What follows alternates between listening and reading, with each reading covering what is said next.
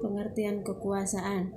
Kekuasaan adalah kemampuan untuk memenuhi pihak lain menurut kehendak yang ada pada pemegang kekuasaan tersebut, atau kemampuan untuk mengendalikan tingkah laku orang lain, baik secara langsung dengan jalan memberi perintah atau dengan tidak langsung, yaitu dengan jalan menggunakan semua alat dan cara yang tersedia. Kekuasaan juga biasanya berbentuk hubungan, ada yang memerintah dan ada juga yang memerintah. Pengertian psikologi politik. Politik adalah suatu proses pembentukan dan pembagian kekuasaan dalam masyarakat yang berwujud proses pembuatan kekuasaan, khususnya negara. Menurut Aristoteles, politik adalah usaha yang ditempuh warga negara untuk mewujudkan kebaikan bersama. Secara umum, psikologi politik adalah cabang ilmu pengetahuan psikologi yang memperhatikan sebab dan akibat dari distribusi kekuatan di dalam masyarakat dan dengan konflik-konflik sosial dan politik yang berakibatkan pada perubahan terhadap alokasi perubahan tersebut. Yang berikut hakikat politik dalam pendekatan sosiologi. Fenomena politik atau kekuasaan mengandung dimensi antar organisme dan integrasi. Terjadi di berbagai bentuk komunitas manusia, bangsa, profesi, masyarakat internasional, serikat buruh, elit, kota dan desa, dan di mana kekuasaan dalam arti hubungan yang mengandung otoritas sangat mempengaruhi dalam kehidupan politik. Di sini ada dua corak pengaruh yang ditimbulkan oleh kekuasaan. Yang pertama, bila mana orang memandang politik pada dasarnya sebagai arena pertarungan atau medan pertempuran. Dalam hal ini, kekuasaan memungkinkan untuk merebut dan mengontrolnya untuk berkuasa. Itu untuk tujuan yang sama. Kekuasaan memainkan peran sebagai bidang politik. Yang berikut adalah pluralisme, di mana pluralisme juga dapat berarti kesediaan untuk menerima keberagaman. Artinya untuk hidup secara toleran pada tatanan masyarakat yang berbeda suku, golongan, agama, adat, hingga pandangan hidup. Pluralisme mengimplikasikan pada tindakan yang bermuara pada pengakuan kebebasan beragama, kebebasan berpikir, atau kebebasan mencari informasi, sehingga untuk mencapai pluralisme diperlukan adanya kematangan dari kepribadian seseorang atau sekelompok orang. Yang berikut kelas sosial.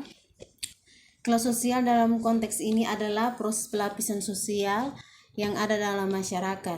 Proses pelapisan sosial ini bisa berupa status sosial, stratifikasi sosial, maupun kasta sosial yang didorong oleh faktor historis, kultural, politis, dan ekonomi. Setiap masyarakat, baik masyarakat tradisional, terlebih lagi masyarakat modern, pasti memahami proses pelapisan sosial. Proses ini sebenarnya tidak diinginkan oleh setiap individu dalam masyarakat, namun hal ini merupakan kondisi yang tidak dapat dielakkan atau dihindari. Proses lapisan sosial bisa berdampak negatif pada kondisi hegemoni kelas dominan terhadap kelas minoritas karena sumber daya yang dimilikinya akhirnya muncul. Yang berikutnya lagi adalah elit politik. Di mana elit politik merupakan sekelompok kelas sosial yang mendominasi masyarakat. Elit adalah penguasa yang mengatur setiap kegiatan yang ada dalam masyarakat. Biasanya, elit memiliki sumber daya di atas rata-rata dengan jumlah personel yang relatif kecil.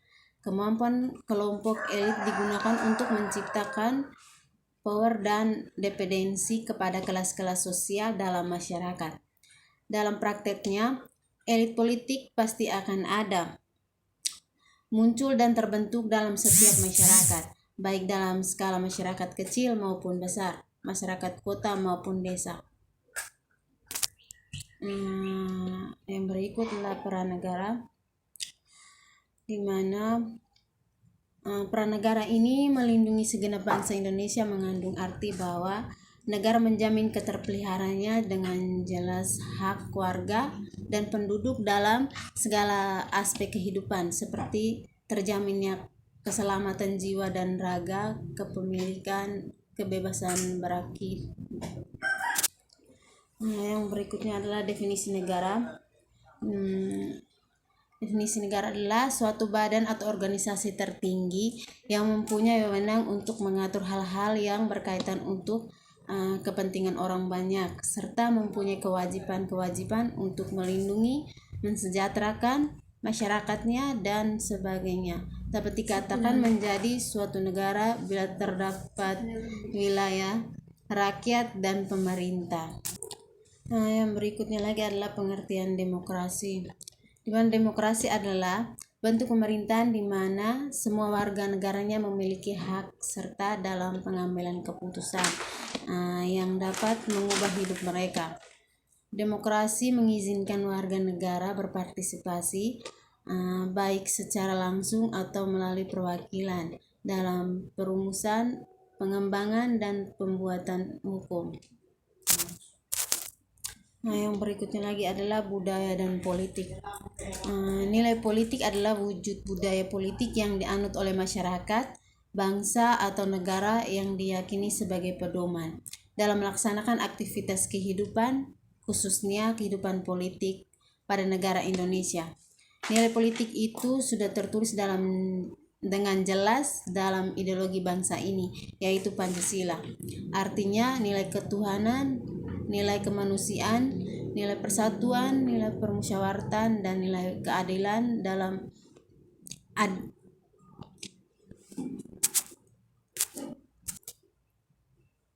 adalah penjabaran dari nilai politik Pancasila yang harus dipahami dengan baik. Bagian penting dari hal ini bukanlah hanya mengetahui nilai politik Indonesia, tapi bagaimana memahami secara komprehensif nilai-nilai tersebut. Untuk itu, kita harus mundur jauh ke belakang dan melihat mengapa negara ini lahir. Setelah memahami negara ini secara utuh, maka akan mempermudah dalam memahami nilai-nilai politik yang terkandung dalam Pancasila. Yang berikutnya lagi adalah partisipasi politik, di mana partisipasi politik secara harfiah berarti keikutsertaan. Dalam konteks politik, hal ini mengacu pada keikutsertaan warga dalam berbagai proses politik. Keikutsertaan warga dalam proses politik tidaklah hanya berarti warga mendukung keputusan atau kebijakan yang digariskan oleh para pemimpinnya. Karena kalau ini yang terjadi, maka istilah yang tepat adalah mobilisasi politik. Partisipasi politik juga menjadi sangat penting dalam arus pemikiran. Yang berikutnya lagi adalah pemilihan dan pemungutan suara. Pemilihan umum atau disingkat dengan pemilu ini adalah pemilihan seseorang untuk mengisi jabatan politik tertentu, di mana jabatan tersebut beraneka ragam, melalui dari jabatan presiden atau eksekutif, wakil rakyat di berbagai tingkat pemerintahan, sampai kepada kepala desa. Pada konteks yang lebih luas, pemilu dapat juga berarti proses pengisi jabatan-jabatan seperti ketua OSIS atau ketua kelas, yang walaupun untuk ini kata pemilihan lebih sering digunakan. Pemilu juga merupakan salah satu usaha untuk memengaruhi rakyat secara persuasif atau tidak memaksa dengan melakukan kegiatan retorika, dengan hubungan publik, komunikasi massa, lobby, dan lain-lain. Pemungutan suara adalah istilah umum yang menuju kepada mekanisme pengambilan keputusan atau pemberian amanat kepada seseorang yang biasa dilaksanakan secara terbuka maupun tertutup. Apabila pemungutan suara dilaksanakan secara terbuka, maka para pihak yang punya kepentingan cukup mengangkat tangan, kemudian dihitung jumlahnya. Namun bila dipaksakan secara rahasia, pemilihan yang punya hak harus mencoblos atau mencontreng pilihannya di balik suara, kemudian dimasukkan ke dalam kotak suara, dan terakhir dihitung jumlahnya. Pemungutan suara merupakan salah satu mekanisme yang dipilih dan menjalankan demokrasi. Yang berikut adalah gerakan sosial, di mana gerakan sosial adalah aktivitas sosial berupa gerakan sejenis tindakan sekelompok yang merupakan sekelompok informal yang berbentuk organisasi, berjumlah besar atau individu yang secara spesifik berfokus pada suatu isu-isu sosial atau politik dengan melaksanakan, menolak atau mengkampanyekan sebuah perubahan sosial. Gerakan sosial berkaitan erat dengan proses perubahan sosial budaya dalam kehidupan masyarakat sehari-hari, di mana gerakan sosial bertujuan untuk mewujudkan perubahan sosial dalam rangka menghilangkan krisis sosial. Gerakan sosial merupakan hasil dialektis dari krisis sosial menuju perubahan sosial. Yang berikutnya lagi adalah perilaku kolektif, di mana perilaku kolektif adalah cara berpikir, berasa dan bertindak yang berkembang di kalangan sebagian besar masyarakat dan yang relatif baru. Perilaku ini juga terjadi apabila cara mengerjakan sesuatu yang telah dikukuhkan secara tradisional tidak lagi memadai. Individu-individu yang terlibat dalam perilaku kolektif, tanggapan terhadap rangsangan tertentu yang mungkin datang dari orang lain atau peristiwa khususnya. Kelompok yang berperilaku kolektif merupakan kolektivitas yang tidak terstruktur dan bersifat temporer tanpa ada pembagian peranan atau hierarki kekuasaan secara formal. Perilaku kolektif merupakan ciri khas dari masyarakat kebudayaan kompleks atau heterogen, di mana perilaku demikian tidak terlihat dalam masyarakat sederhana. Upaya membatasi perilaku kolektif dapat dilakukan oleh kebutuhan emosi dan sikap para anggota. Pemimpin kerumunan yang menciptakan hubungan baik yang meredakan ketegangan serta kontrol eksternal seperti pengamanan dari polisi. Ciri-ciri dari perilaku kolektif: yang pertama, dilakukan bersama sejumlah orang. Yang kedua, tidak bersifat rutin atau hanya insidental.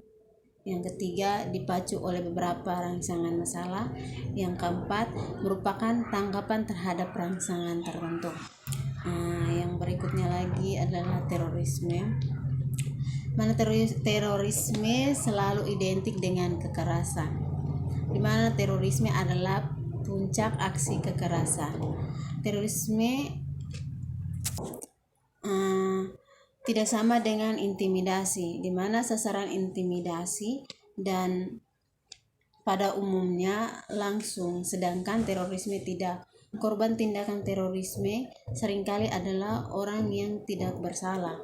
Kaum terorisme bermaksud ingin menciptakan sensasi agar masyarakat luas memperhatikan apa yang mereka perjuangkan. Tindakan teror tidaklah sama dengan vandalisme yang motifnya merusak benda-benda fisik. Teror berbeda pula dengan mafia, mana tindakan mafia menekankan omerta, tutup mulut sebagai sumpah. Yang berikutnya adalah globalisasi, di mana globalisasi berasal dari kata, di mana globalisasi adalah suatu proses yang mendunia atau suatu proses yang membuat manusia saling terbuka dan bergantung satu sama lainnya tanpa batas waktu. Di era globalisasi yang didukung perkembangan teknologi, alat transportasi, dan ilmu pengetahuan, seseorang di suatu wilayah dapat mengetahui segala jenis informasi yang tersebar di dunia luar dengan cepat dan mudah. Globalisasi juga dimaknai sebagai dunia satu atap atau dunia batas. Tanpa globalisasi menguntungkan, namun di sisi lain merugikan. Secara sederhana, era globalisasi dapat dipahami sebagai era di mana kemajuan ilmu pengetahuan, teknologi, dan alat transportasi yang mendorong kehidupan manusia menjadi tanpa batas, baik itu batasan geografis ataupun budaya.